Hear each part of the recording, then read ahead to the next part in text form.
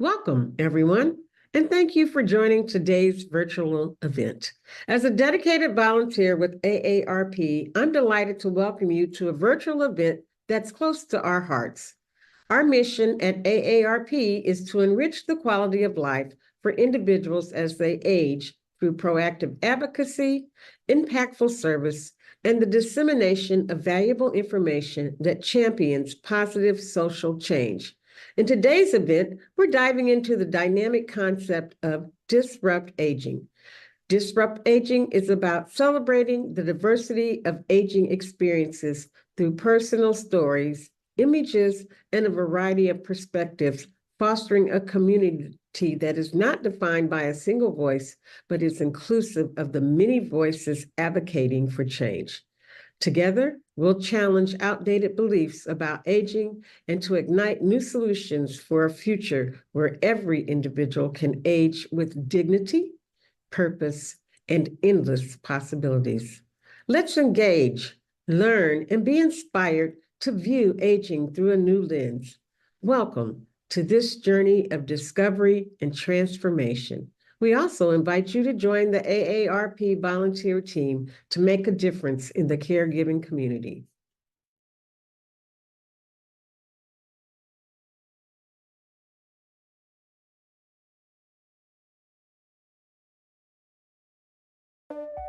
Here are your AARP top tips on shortcuts to happiness. Research has found that people over 50 often get happier as they age. Along with proper sleep and diet, here are some more ways to boost your bliss, according to the experts. See the morning light. Sunlight boosts serotonin, a chemical your body produces to regulate mood and improve your ability to focus. Try taking a morning walk to absorb some sun. That early dose of daylight also helps you get better sleep at night. Get in micro-exercise. If you can't do a regular workout each day, at least take a short walk, even if it's just for 5 minutes. Or you can lift hand weights or do balance exercises. Even a small amount of exercise can help reduce stress. Tidy up. A little decluttering each day can also lighten your mood and ease your mind. Getting organized could lead to better sleep, improved relationships, and even weight loss. Reach out. See friends or visit family. Reconnect with old pals. If a good friend is far away, set an annual time and place to meet. Or join a group and make new friends. Meditate. Just 5 minutes a day of quiet reflection can do wonders to relieve anxiety, neutralize negative thinking, and clear your mind.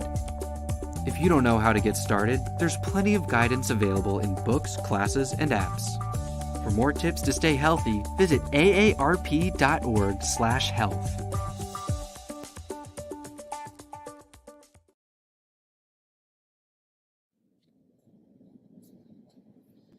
Hey there, AARP fans. Chef Amanda coming to you from Morton, Illinois, where, as per usual, we're celebrating our caregivers by giving easy-to-do recipes at our home here.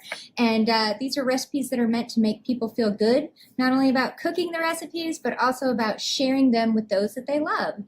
So today we're going to head over to Germany, where we'll be making homemade pork Schnitzel. And to go along with that, we're going to make some lemon herb Spaetzle. So let's go ahead and get started. First of all, I bought a pork tenderloin just from the store, and this one here happens to be pre-seasoned. That is a personal option that you can go with. You can season your own, or you can buy them plain. I do like to use a pork tenderloin for this, and not a pork loin, and those are a little bit different. So I've got about 3 cuts here. Typically I can get 6 pretty nice cuts out of my loin, maybe even 7. Lost my knife. So I'm going to go ahead and do about a 1-inch cut. You could also have chops one night and schnitzel another if you didn't want to use your whole pork tenderloin for the same dinner. After we've got these cut nicely, I'm going to give them a little bit of a pound with the flat side of a meat mallet. So I've got a piece of saran wrap ready to go over here. I'm just going to place that over the top of my pork. Hopefully you can see. I'll move a few things out of the way here. There we go. And I'm going to use the flat side of the mallet, which we like to use for pounding pork tenderloin and chicken. That way it doesn't beat it up too much. Usually if I'm using the teethy, pointy side, I'm using that for beef. And we're just going to give it a little pound. And thinner the better when making schnitzel. And in order to get that nice and even, I'm pounding from the center and moving my way out. And we'll give it one more run.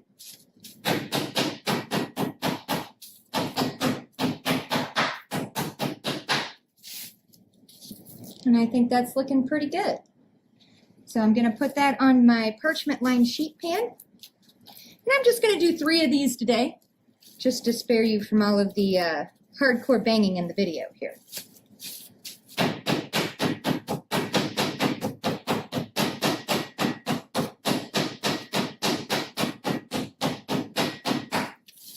My goal is to get all of my schnitzels nice and evenly pounded. That way they cook up at about the same rate in the pan once I get to the breading stage and into the skillet.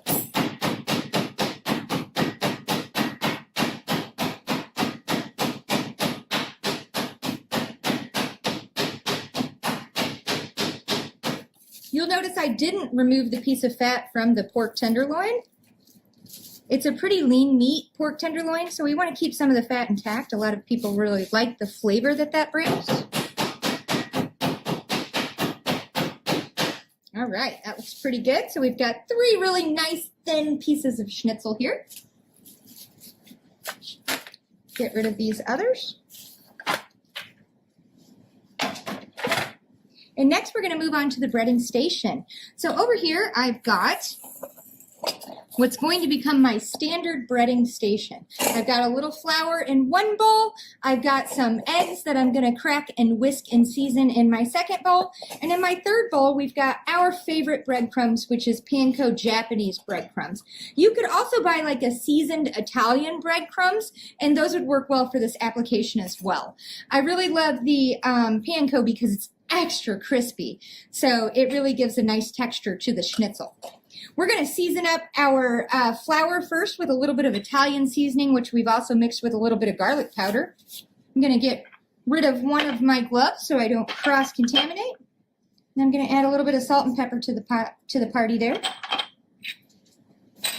Next, I'm going to crack my eggs. I like to remove my eggs from the bowl and crack swiftly on the counter so that I don't push eggshells into the egg after cracking them, which is a common hazard of cracking eggs on the side of the bowl. So we like to do that on a flat surface.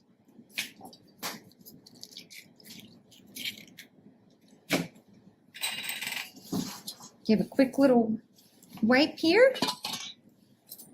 And I'm going to whisk, whisk, whisk.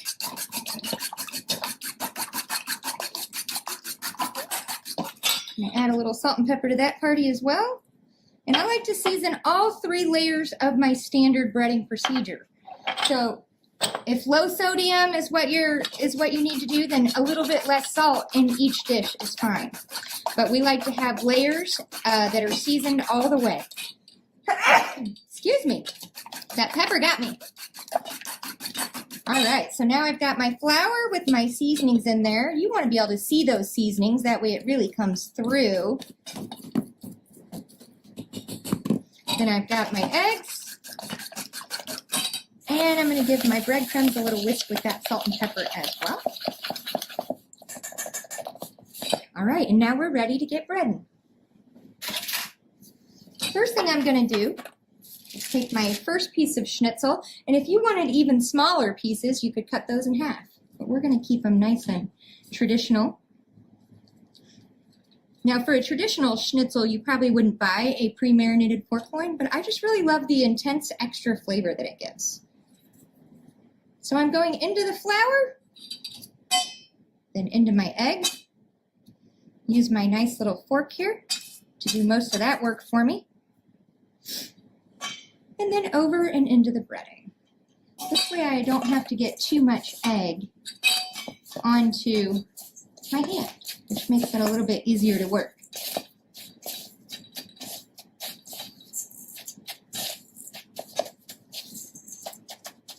And I'm really pressing that breading into the schnitzel. That way we get extra crispy exterior. And that looks just absolutely gorgeous. Into the flour, pressing that. And into the egg.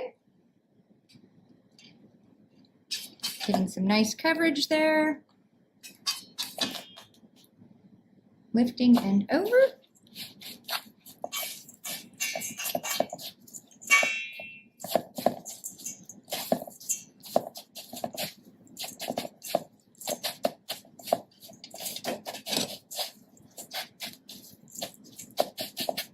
All right, and one last one.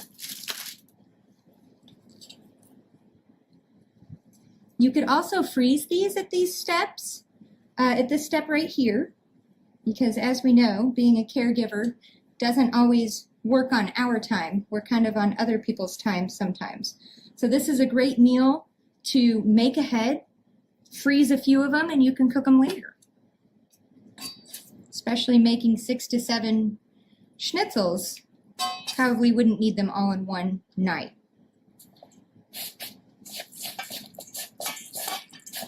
All right, now that I've got those breaded,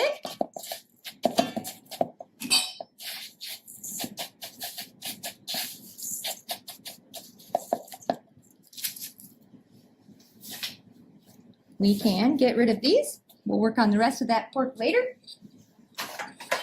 And the next thing I'm going to do is fire up my skillet over here. I'm using a cast iron skillet. I like the way it transfers heat. And I've got some tongs to work off of as well. Let me get this lemon out of the way. We'll need that a little bit later.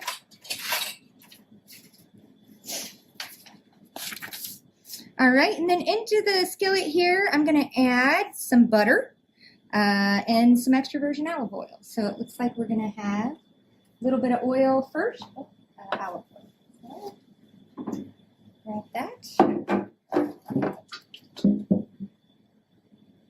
Yep, so we're going to do 4 tablespoons of olive oil. Okay, and we're going to do 4 tablespoons of butter. We like to do butter and oil in the pan.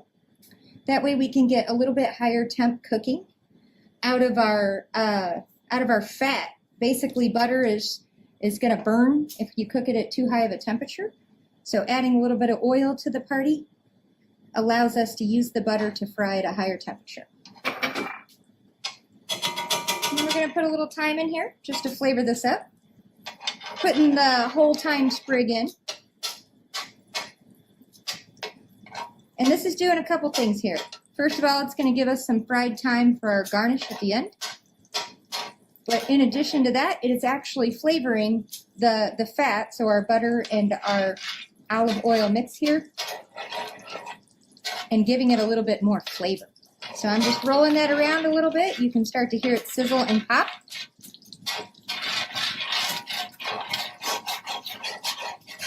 We don't want our butter to get too brown here.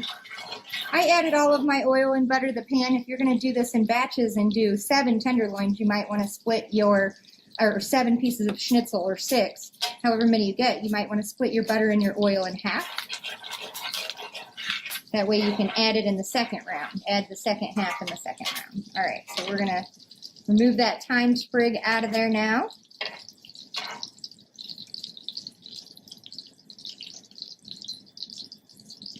We're going to save that for a little bit later. Now I'm going to wait for that sizzle, which I'm hearing, and I'm going to lay my schnitzel into the pan.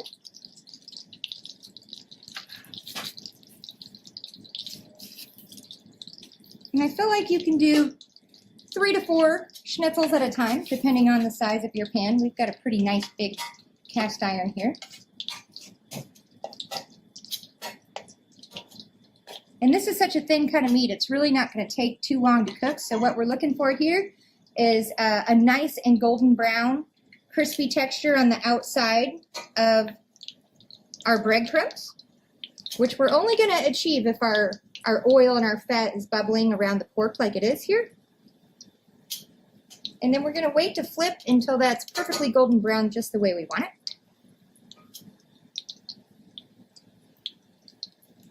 So I've got my temperature up pretty high right now, but as I start to see the butter heat up a little bit more and a little bit more, I'm going to start to turn my heat down. That way I don't run the risk of burning the milk solids in my butter or cooking the exterior of my pork too dark before the inside is done. And we're shooting for an internal temperature here of 145 degrees, safe temp for eating pork chops. Ooh, this one's starting to look quite nice. Smells really good in here instantly. And now I can start to see the butter and the oil starting to turn a little bit brown, which is exactly what I want. So I'm turning my heat down so that it doesn't turn to black. And I'll show off what we've got going on here. Look at that nice color. So for me, that's really good. That's what I like to see. So I'm going to give it a little bit of a flip. You can see that my other ones are also starting to look nice and golden crispy.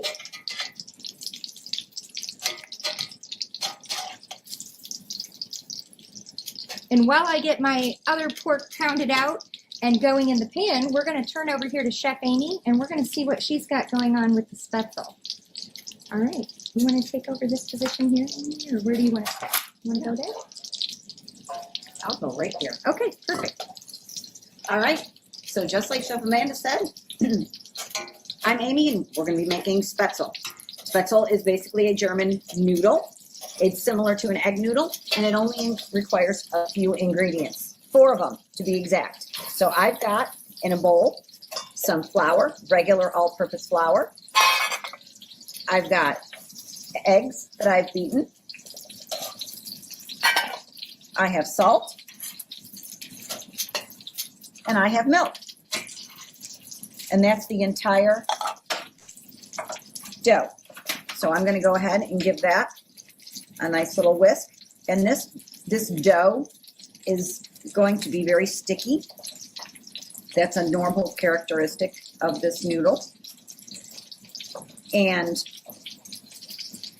the unique thing about the Spaetzle is kind of its shape. They're these little irregular squiggly noodles. And you can buy an actual Spaetzle extruder, which we'll show you here in just a minute. We had one brought from Germany by a friend of ours. So we have that exact tool. However, let me be very clear, you don't need one. You can use anything with holes just about to make this pasta.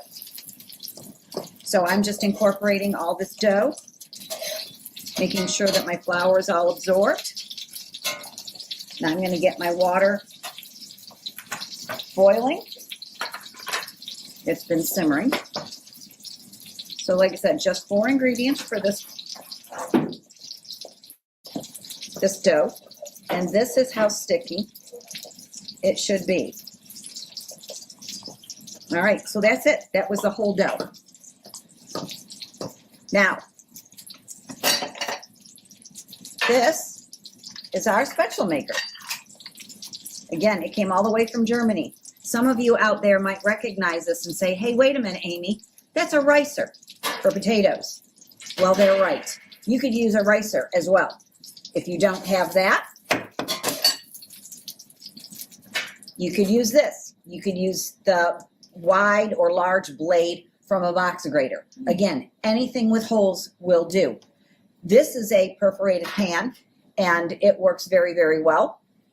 So I think we're going to kind of get the most bang for our buck with all those holes. So we'll probably just use this, but I wanted to show you all the different tools that you could. And each different size hole is going to give you a different thickness of noodle, but one way or the other, you have a noodle nonetheless. So all I'm going to do is I'm going to take some of the dough, and I'm going to make sure that I've got a spatula or something to push the dough through. So I'm going to take a mound of my dough. I'm going to put it right on top of the pan, and I'm going to go ahead and use this. It's not hot yet. It will be. And I'm going to start pushing it through so that these individual little noodles drop into the water. And we'll give you a visual of that in just a minute here. But all I'm doing is pushing this dough through the holes of whatever apparatus I have, and they're dropping into the boiling water below. I'm almost done. Once I do, I'll lift up that pan, and these noodles are only going to take a couple of minutes to cook, and they are so user-friendly that they will actually tell you when they're done. They float. So once you see them coming to the surface and floating, there we go, which some of them already are. I'm going to go ahead and scrape the underside of my pan because I've got a lot of hangers on there. I'm going to set this off to the side. And now we can see those noodles, those tiny little noodles, just cooking away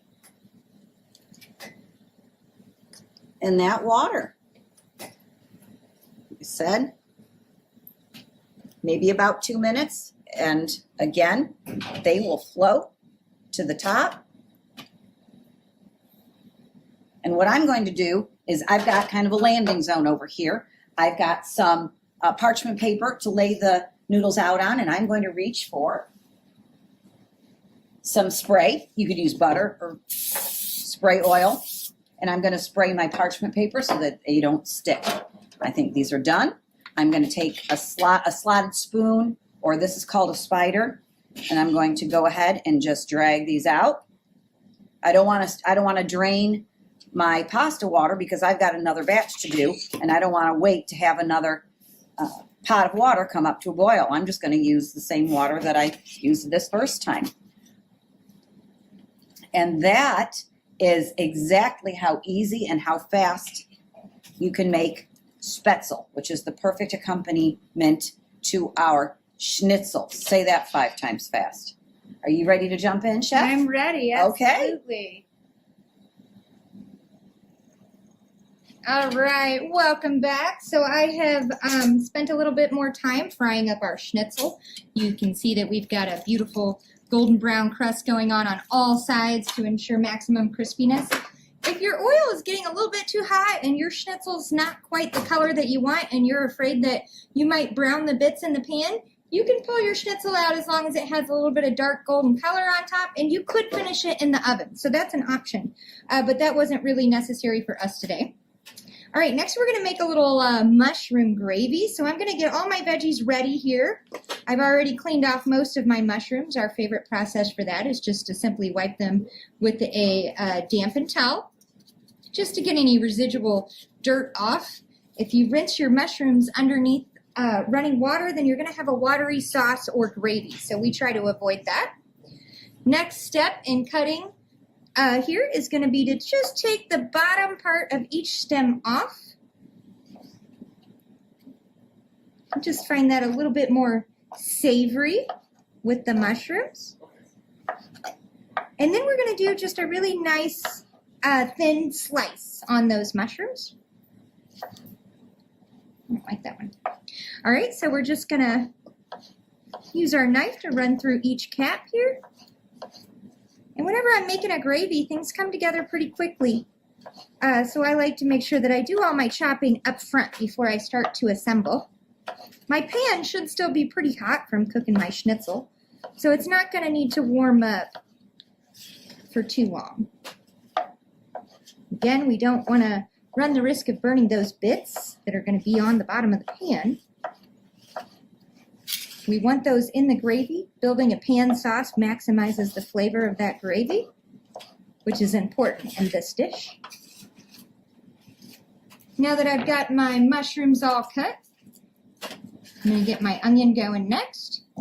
I'm going to take the top of the onion, not the root end, and I'm just going to slice that off, put that aside, and we'll use that in stock at a later date. We actually use all of our onion, mushroom, celery, and carrot trimmings in our stock to make homemade stock every week. Since I didn't have a small onion, I'm going to use half of a large onion. Should end up being about the same. Now that I've cut that in half through the root, I've given it a peel. Next step is to insert my knife, go back to the root without going through, and I went just about a quarter of the way up. And I'm going to continuously make these horizontal cuts back to the root without going through until I've got cuts most of the way up my onion, here, here, here, and here. My next step is to go vertical with my knife, and again, back to the root as much as I can, but without slicing through that root. That way all of our layers stay intact.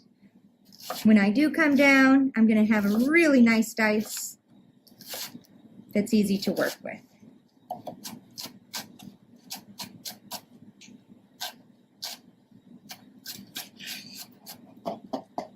All right, now it's time to fire up my pan, and then we'll talk about our other ingredients on deck. So back over to our cast iron skillet. I don't know if Ellie can get a shot, so I'll tip it up, but we've got a lot of good brown bits in the pan here, but no black bits. That's what we would want to stay away from. And we're going to turn our heat on about just slightly over medium, so just right over medium, not in between medium and high. All right, so now we've got some butter, 4 more tablespoons. This isn't necessarily a healthy dish, but it's definitely a dish that's going to stick to the ribs. Definitely some serious comfort food that we're working with today, and it's definitely going to make some people happy.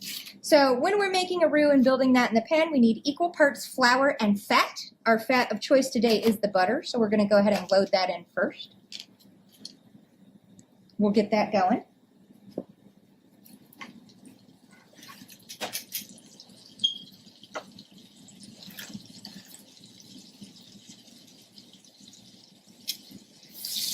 And then the next thing we're going to do is cook our onions and our mushrooms right there in that butter. We'll start with the onions. That way we can get that flavor going on in there.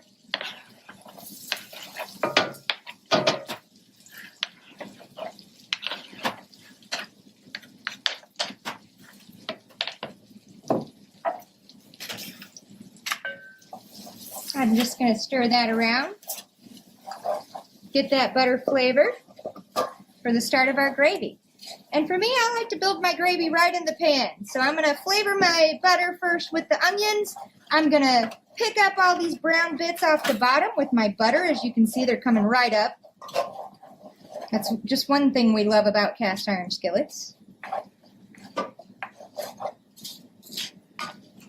going to get that nice and incorporated. And then I'm going to try and get my onions to be translucent and my mushrooms to just be broken down ever so slightly, maybe with a little bit of brown or color on those as well.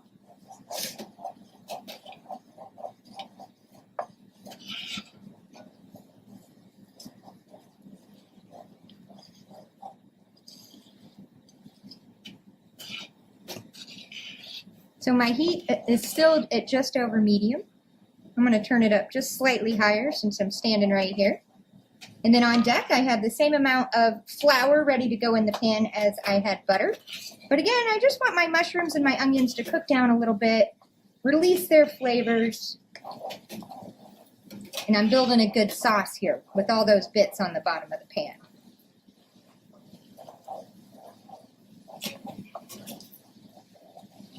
There we go. We got a nice sizzle going on here. In addition to that, we're going to need 1.5 cups of chicken stock. So we've got our homemade chicken stock that I was just talking about here. And then we're going to need a cup of light white beer or a Hefeweizen or a lager beer. So we're using a German beer here. It's a Pilsner, and that'll work as well. Just don't want something that's too strong. It smells amazing in here. All right, now we've got those mushrooms cooked down a little bit. Our onions are nice and translucent, and they're moving about the pan real nice. And so now we're going to build this roux right inside the pan by sprinkling that over. And then whisking all of that in. And we're looking for that pasty look when we think about a roux, equal parts flour and fat. That roux in the pan is going to help us thicken up our stock and turn this into a pan sauce or a gravy for our Spaetzle.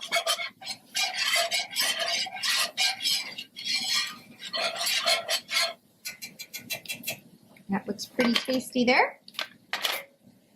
Next step is going to be to add our cold stock.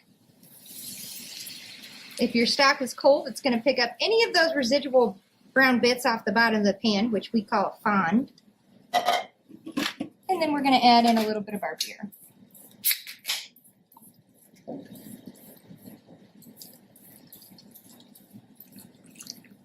And again, this is a light beer.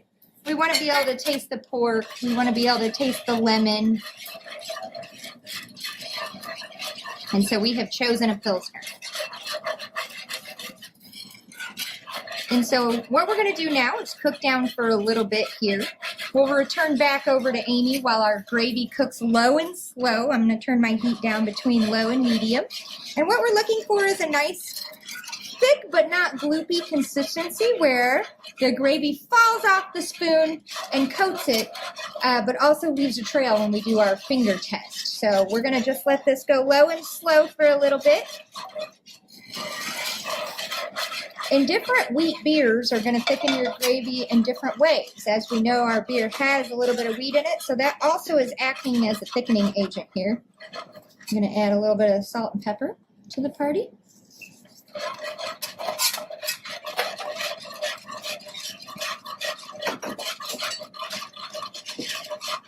Make sure you have everything in there.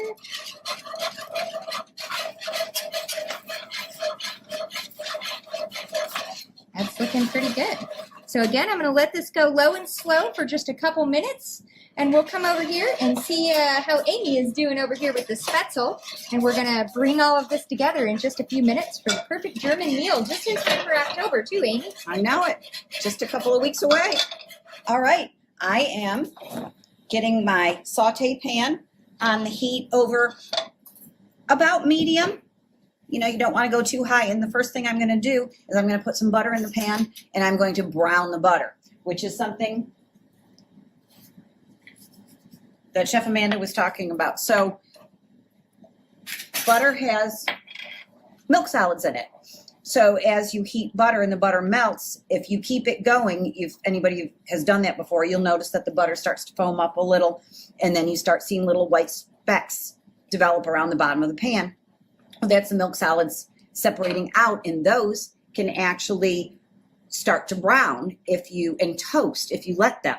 So that is what brown butter is essentially, and it releases this nutty aroma and this nutty flavor, and it completely changes and enhances the flavor of the butter, and therefore anything else that you cook in the butter. So that's essentially what we're going to do.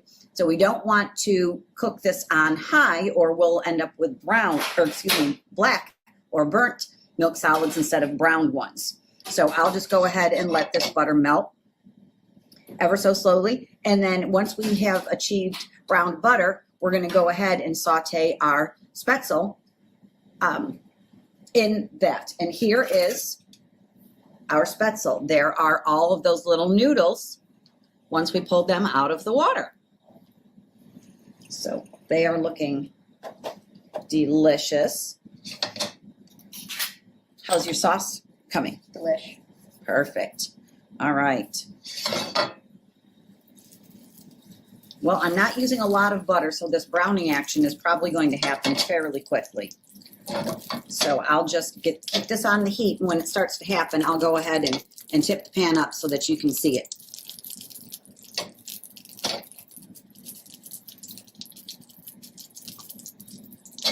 And you can start to see the browning now. If you can catch the color of the foam, it's starting to brown just a little bit. That's what we're looking for.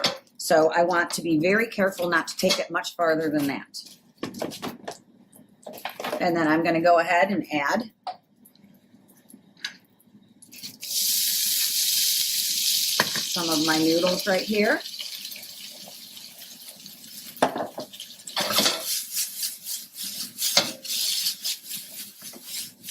And I'm going to get those sauteing. And you can see the brown bits on the noodles. And that's exactly what we want. And this is as fast as it happens. We are essentially done with the noodles, just like that. Now, I don't know what can be easier. I'm going to go ahead and add just a pinch of salt and a pinch of pepper. Should I go ahead and put these noodles on the plate? Oh, lemon juice. And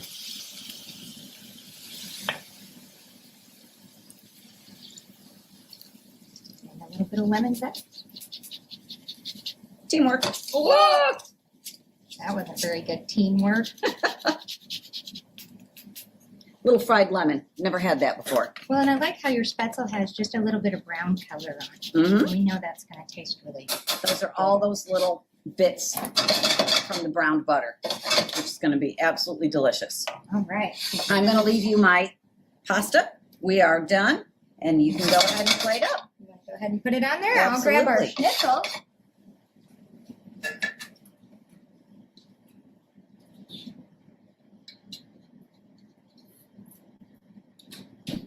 So I'm just going to lay that out on the plate.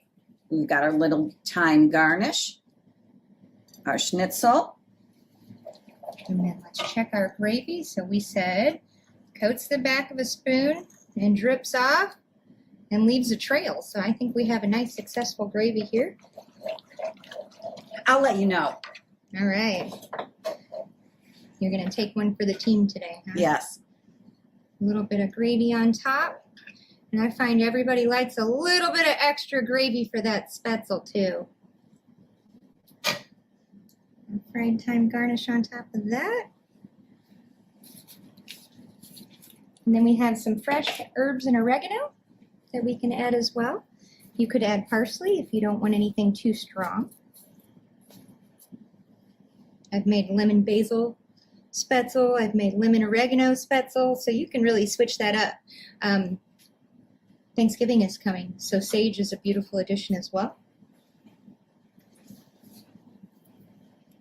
And there we go. We've got our lemon herb Spaetzle on the bottom with our crispy schnitzel on top of that, followed by our mushroom and onion pan sauce or gravy. We hope you enjoyed this edition of AARP Meals for Caregivers and Families, and we'll see you next time.